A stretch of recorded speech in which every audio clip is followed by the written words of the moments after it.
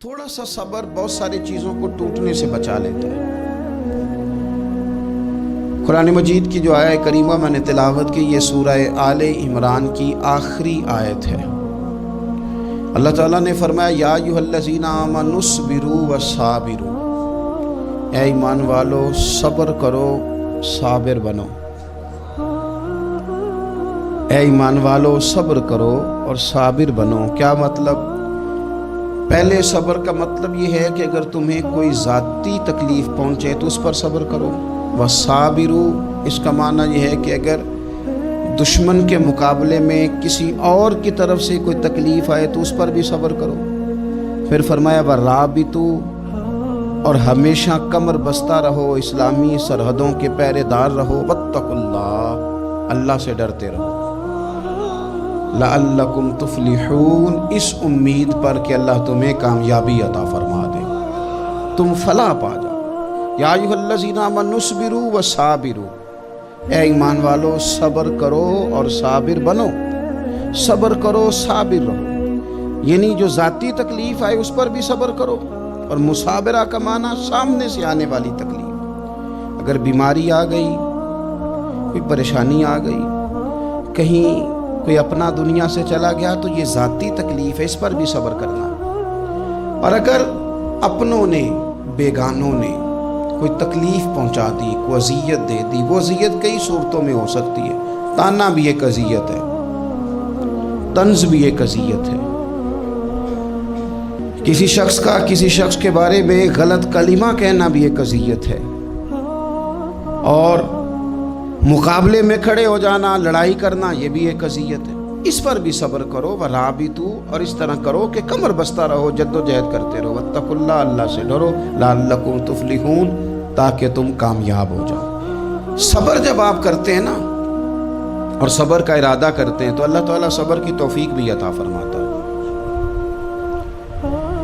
ہم نے یہ دیکھا ہے کہ ہمارے پاس نعمتوں کی کمی نہیں، ہمارے فریزر خوراک سے بھرے ہوئے ہیں، ہمارے دسترخوانوں پہ انواع و اقسام کی چیزیں چنی ہوئی ہیں، ہماری الماریوں میں کئی ہمارے لباس تیار شدہ لٹکے ہوئے ہیں، ہماری جیبوں میں ہماری ضرورت کا سرمایہ اللہ نے ہمیں دے دیا ہے۔ لیکن اس کے باوجود جو لوگ ایک دوسرے سے پیار نہیں کر پا رہے، جو ایک دوسرے کے قریب نہیں جا پا رہے، تو اس کی وجہ یہ ہے کہ صبر نہیں رہا، حوصلہ نہیں رہا، کسی چیز کو برداشت کرنا ہمارے مزاج کا حصہ ہی نہیں رہا۔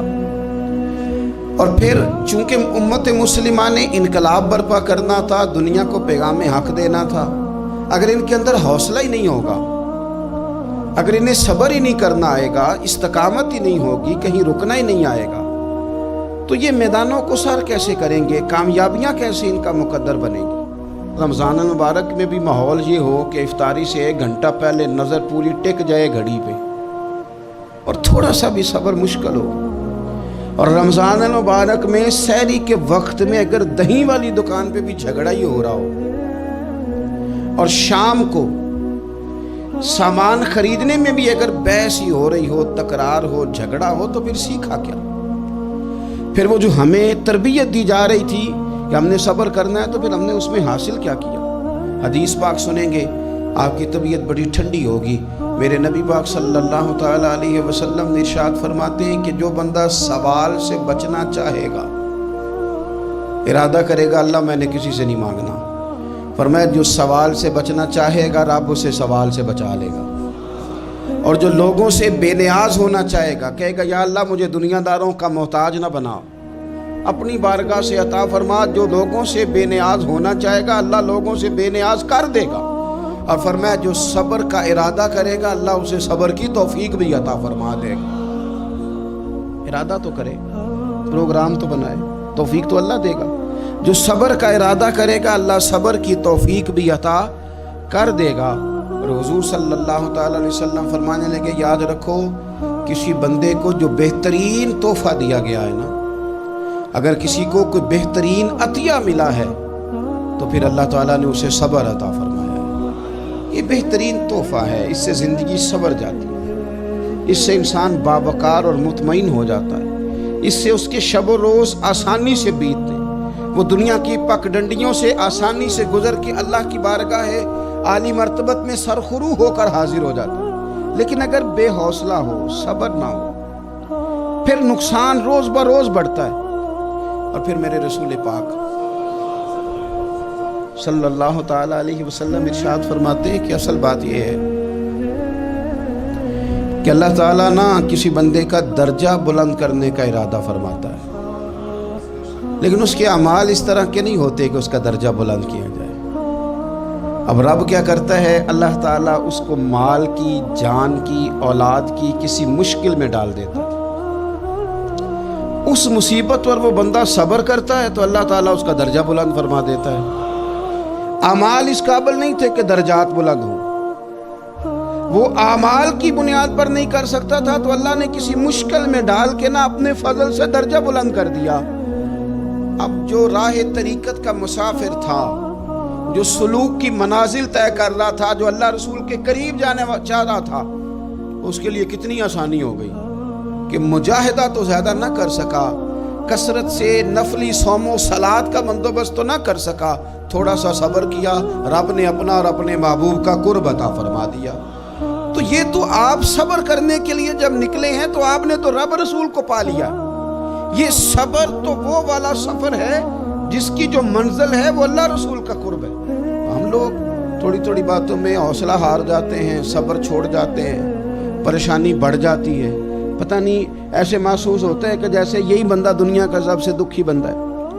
تو ایک تو یہ کہ ذاتی حیثیت سے صبر کرے، ایک یہ کہ پھر دشمن کا جب مقابلہ ہو، آمن نصبرو و صابرو، آپ کا جب مقابلہ سامنے کسی کے ساتھ ہو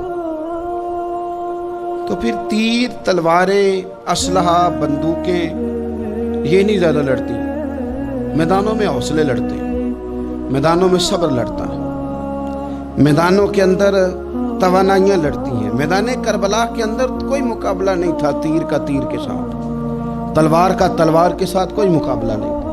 میدان کربلا کے اندر ظلم کا صبر سے مقابلہ تھا۔ فتح کے ڈنکے یزید نے بجائے تھے، جشن ابن زیاد نے منایا تھا، لیکن قیامت تک اللہ نے جو فتح عطا فرمائی ہے تو وہ حسین ابن علی کے صبر کو عطا فرمائی، سیدنا امام علی مقام کے صبر کو ملی۔ عزیز بھائی، صبر ہی ہمیشہ فاتح ہوتا ہے، صبر ہی جیتا کرتا ہے، صبر ہی کامیابیاں دیتا ہے، نتیجے صبر کے نکلتے ہیں، صبر کے حوصلے کے نتیجے ہوتے ہیں۔ ہماری جلد بازی ہمیں شکست خوردہ کر دے گی، ہمارا حوصلہ نہ ہونا ہمیں ہرا دے گا، ہم کمزور پڑ جائیں گے اگر ہم بے حوصلہ ہو جائیں گے۔ سنو، میرے نبی پاک علیہ السلام نے تربیت کی، حضور اپنی امت کو درس دیتے ہیں۔ حضور فرماتے ہیں پہلے تو کوشش نہ کرو کہ تمہاری دشمن سے لڑائی ہو، اس چکر میں ہی نہ پڑو کہ لڑائی ہو۔ مسلمان امن والے ہیں، یہ پرامن لوگ ہیں، یہ امن پسند ہیں، یہ داعی امن ہیں، یہ معاشرے میں مومن ہونا امن کی علامت ہے۔ فرمایا پہلے تو یہ پروگرام ہی نہ بناؤ کہ تمہاری لڑائی ہو، اور فرمایا پھر اگر ہو جائے نا تو پھر صبر کے ساتھ مقابلہ کرو، پھر ڈٹ کے مقابلہ کرو، اور پھر یاد رکھو کہ یہ جو جنت ہے یہ تلواروں کے سائے میں ہے، جنت تلواروں کے سائے میں تمہیں ملے گی۔ پھر ڈٹنا سیکھو۔ پہلے تو بات یہ کہ تم یہ ارادہ ہی نہ کرو لڑائی، اور اگر کبھی ہو جائے لوگوں کو بتاؤ کہ ہیں ہم پرامن لوگ، پر دین کے لیے کھڑا ہونا ہو تو پھر ہم سے زیادہ کسی کو کھڑا بھی نہیں ہونا آتا، پھر ہم سے زیادہ کسی کے پاس طاقت بھی نہیں۔ حضرت مولا علی شیر خدا رضی اللہ تعالیٰ عنہ کے زمانے میں کفر کے ساتھ ایک جنگ ہو رہی تھی، تو کافروں نے نا جاسوس بھیجے کہ یار پتہ تو کرو مسلمانوں کی تیاری کس طرح کی ہے۔ تو جاسوس واپس جا کے کہنے لگا سمجھ کوئی نہیں آئی ان کی، وہ تو راہب قسم کے لوگ ہیں، صوفی قسم کے لوگ ہیں، وہ تو کٹے ہوئے دنیا سے، مسلوں پہ بیٹھ جاتے ہیں، رات کو تو لگتا ہے دنیا سے تعلق ہی کوئی نہیں، لیکن سویرے اٹھ کے میدان میں تلوار لے کے نکلتے ہیں تو لگتا ہے ان سے بڑا مجاہد ہی کوئی نہیں۔ یہ عجیب لوگ ہیں کہ رات کو مسلح پہ بیٹھے ہیں تو لگتا ہے کٹ گئے دنیا، یہ صوفی لوگ ہیں، درویش ہیں۔